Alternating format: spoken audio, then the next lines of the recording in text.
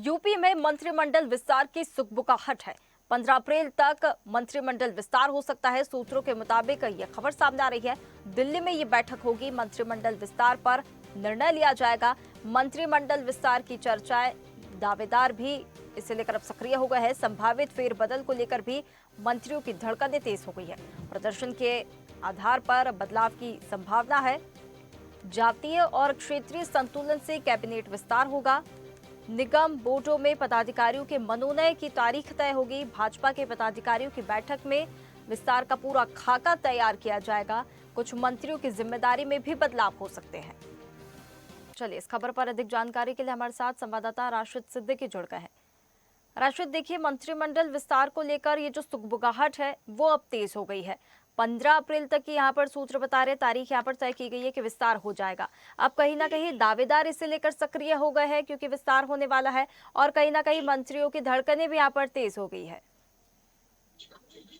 देखिए बिल्कुल साथी, क्योंकि देखिए लगातार अगर हम बात करें तो भारतीय जनता पार्टी की कमान जब से पंकज चौधरी ने संभाला है उसके बाद से ही एक कयास लगाए जा रहे थे कि कहीं ना कहीं से जो मंत्रिमंडल का विस्तार है वो भारतीय जनता पार्टी में देखने को साफ तौर पर मिल जाएंगे। इसके लिए देखिए लगातार अब इसको लेकर दिल्ली के अंदर जल्द एक बैठक होने वाली है और बैठक में कई ऐसे जो मंत्री हैं जो कि हालांकि देखिए वो जो है यूपी सरकार की तरफ से उनको जो है बैठाला जा सकता है और कई नए नए ऐसे चेहरे हैं उनको मंत्रिमंडल में शामिल किया जा सकता है, क्योंकि पूर्व भी लगातार इसको लेकर दिल्ली में एक बैठक हुई थी, उसमें कई नामों का प्रस्ताव रखा गया था। हालांकि किसी कारण और जो 5 राज्यों का चुनाव है उसको लेकर इस मामले को भी टाल दिया गया। लेकिन अब जिस तरह से देखिए एक सूत्रों द्वारा एक अनुमान लगाया जा रहा है उसको लेकर आज जिस तरह से देखिए भारतीय जनता पार्टी पर भी एक बैठक आयोजन किया गया, तो उसके बाद ये कहीं ना कहीं सूत्रों द्वारा पता चल रहा है कि दिल्ली में बैठक होगी और 15 तारीख तक जो मंत्रिमंडल की जो है फेरबदल है वो भी कहीं ना कहीं साफ तौर पर इस बार देखा जाएगा। तो जाहिर सी बात है कई ऐसे जो दावेदार हैं, कई चेहरे हैं, वो साफ तौर पर उतर के साथ ही इस बार जो है उनको जो है मंत्रिमंडल में जो है मौका मिल सकता है। क्योंकि लगातार भारतीय जनता पार्टी कहीं ना कहीं से 2027 का जो चुनाव है उसके लिए बड़ी कांटे की टक्कर इसमें समाजवादी पार्टी तो होने वाली है। और इसको लेकर जो कई ऐसे दल हैं, अगर हम बात करें उसमें कुछ मंत्रियों की बात करें तो उनको कहीं ना कहीं उनकी जिम्मेदारी, उनको बड़ी जिम्मेदारी भी मिल सकती है। तो कुछ मंत्रियों की जो है कुर्सी भी जा सकती है, क्योंकि जाहिर सी बात है जातीय और क्षेत्रीय संतुलन भारतीय जनता पार्टी को इस बार बना के चलना है। तो इसको लेकर तमाम तरह के जो प्रयास है वो भारतीय जनता पार्टी लगातार करती हुई दिखाई दे रही है। चाहे अगर हम जमीनी स्तर की बात करें या हम पार्टी स्तर की बात करें या उनके संगठनों की बात करें, तो देखिए अभी हाल ही में अगर हम बात करें तो जिस तरह से देखिए आरएसएस की शामिल थी बैठक में, और मोहन भागवत ने भी इस बात के लिए चर्चा की थी, कई नामों का प्रस्ताव उन्होंने भी रखा था। हालांकि देखिए अभी वो नाम अभी निकल कर सामने नहीं आया है कि किसको भारी जिम्मेदारी मिलेगी और किसकी कुर्सी जाएगी और कौन नए चेहरे इसमें शामिल होंगे, क्योंकि अभी सारे जो इनकी जो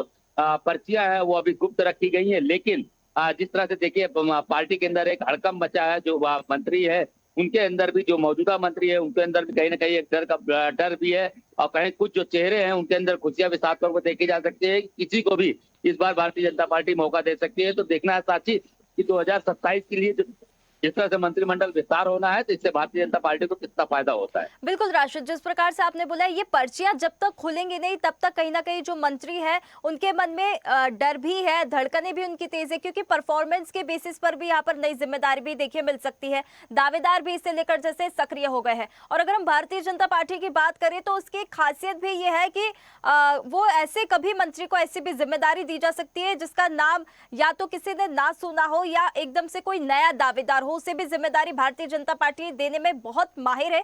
अगर हम पूरा इतिहास उठाकर देखें, और जातीय और क्षेत्रीय संतुलन बनाने की अगर यहाँ पर बात की जा रही है तो किस प्रकार से संतुलन बनाकर यहाँ पर चलना है, क्या इसके लिए तैयारी है, क्या रोड मैप, कुछ यहाँ पर रणनीति कुछ सामने आ रही है, कुछ नजर आ रही है?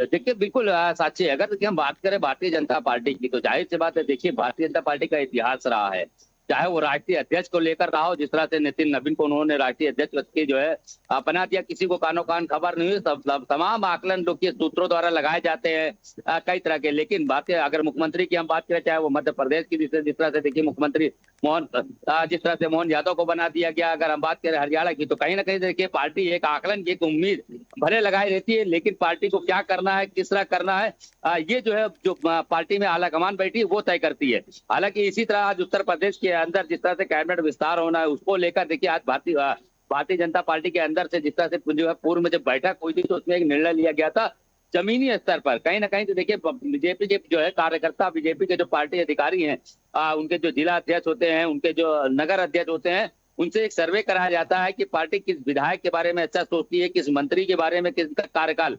तो वो कहीं ना कहीं उनकी एक अंदरूनी सर्वे होता है, उस सर्वे के मुताबिक पार्टी काम करती है।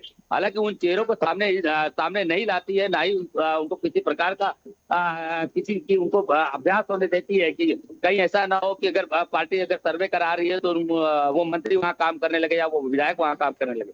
तो इन सभी चीजों को वो बड़ा ध्यान देती है इस पर पार्टी, और इसी सब चीजों को लेकर जिस तरह से वो एक रणनीति बनाती है, 10 नाम के भले चर्चा लोग कर ले, मीडिया में भी चर्चा हो ले, हम लोग भी सूत्रों द्वारा अनुमान एक लगाया जा सकता है, लेकिन कहीं ना कहीं से भारतीय जनता पार्टी उन चेहरों को निकाल के लाती है जिनका नाम ना तो वो लिस्ट में होता है, ना तो उनका नाम कभी मीडिया में उछल के आता है।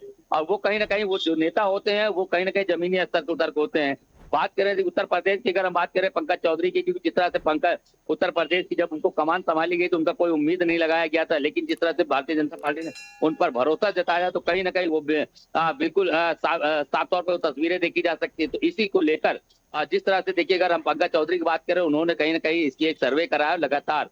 उन्होंने उनकी जो है पार्टी की जो है लिस्ट है वो भी बिल्कुल दिल्ली पहुंच बिल्कुल चुकी है, राशिद, जो माननीय मेरा एक मुख्यमंत्री। आखिरी प्रश्न आपसे ये है कि ये जो विस्तार हो रहा है मंत्रिमंडल का, यहाँ पर विस्तार होगा, जिस प्रकार से हम भारतीय जनता पार्टी के इतिहास की अगर हम बात कर रहे हैं तो वो ग्राउंड लेवल से नेता को उठाकर जिम्मेदारी देते हैं और फिर वो जो चेहरा है वो फेम में आ जाता है। पर जैसे ये विस्तार अगर होगा तो क्या विपक्ष को कहीं ना कहीं इससे खतरा होगा? क्या बहुत बड़ा चैलेंज ये विस्तार बन सकता है यहाँ पे? देखिए, विपक्ष के लिए इस बार तो जाहिर सी बात है चैलेंज बन जाता है, क्योंकि लगातार जिस तरह के हम बात करें, अगर हम दलित वोटों की बात करें या विशेष समुदायों की बात करें, तो कहीं ना कहीं से देखिए जिस तरह से देखिए अभी हम विपक्ष की बात करें तो कहीं ना कहीं से उनकी, अगर हम टिकटों की बात करें या उनके विधायकों की बात करें, तो वो जमीनी स्तर पर मजबूत होते हैं। लेकिन अगर भारतीय जनता पार्टी मंत्रिमंडल में विस्तार करती है, नए चेहरों को ले आती है, कहीं से जो दलित है, ओबीसी वर्ग है, कुर्मी समाज के, अगर इन लोगों को अगर उठा के ले आती है तो कहीं ना कहीं इससे विपक्ष को तगड़ा झटका लग सकता है। क्योंकि जाहिर सी बात है लगातार देखा भी गया है कि पिछली बार अगर हम लोकसभा की बात करें, जिस तरह से उत्तर प्रदेश के अंदर भारतीय जनता पार्टी को एक झटका लगा था, क्योंकि जाहिर सी बात है समाजवादी पार्टी को भारी बहुमत यहाँ पर मिली थी, कई उनके 38 सांसद आए थे, तो उसमें झटका लगा था। तो इस बार 2027 में भारतीय जनता पार्टी किसी प्रकार की कोई कमी और कोई चूक होने नहीं देना चाहती है, इसलिए वो सभी समाज को साधने का काम करेगी और सभी वर्ग के लोगों को निचले स्तर पर उन पर उनका फोकस ज्यादा रहेगा। और इसीलिए जाति समीकरण, इस बार भारतीय जनता पार्टी का प्लान है कि जाति समीकरण बना के चल रहा है, चाहे उसमें एससी हो, बीसी हो या सामान्य हो, तो इन सभी को मौका इस बार देने वाली है। और जाहिर सी बात है क्योंकि जो मंत्रिमंडल का विस्तार है इसमें भी कई ऐसे चेहरे हैं, हालांकि वो चेहरे का अभी हम जो है सामने नहीं ला सकते हैं, क्योंकि अभी जब तक स्पष्ट नहीं होता, लेकिन कई ऐसे महत्वपूर्ण चेहरे हैं जो कि जमीनी स्तर से हैं, जिनका नाम भी लोग नहीं जानते, लेकिन वो क्षेत्र के लिए बेहतर काम करते हैं। तो उन चेहरों को लाएगा तो इससे विपक्ष को तगड़ा झटका लग सकता है। बिल्कुल, अगर अपना इतिहास वापस से देखिए भारतीय जनता पार्टी यहाँ पर दोहराती है तो कहीं ना कहीं विपक्ष को झटका तो लगेगा। अब मंत्रिमंडल विस्तार के यहाँ पर सुगबुगाहट तो तेज हो गई है, 15 अप्रैल तक यहाँ पर बैठक भी हो सकती है, सारी चीजें तय हो जाएंगी, तो वक्त बताएगा किस प्रकार से क्या बदलाव देखने के लिए मिल सकते हैं। बहुत धन्यवाद आपका हमारे साथ जुड़ने के लिए। ताज़ा खबरों के लिए लाइक, फॉलो और यूट्यूब पर सब्सक्राइब कर बेल आइकन दबाएं। साथ ही हर अपडेट के लिए विजिट करें स्वदेशलाइव.com।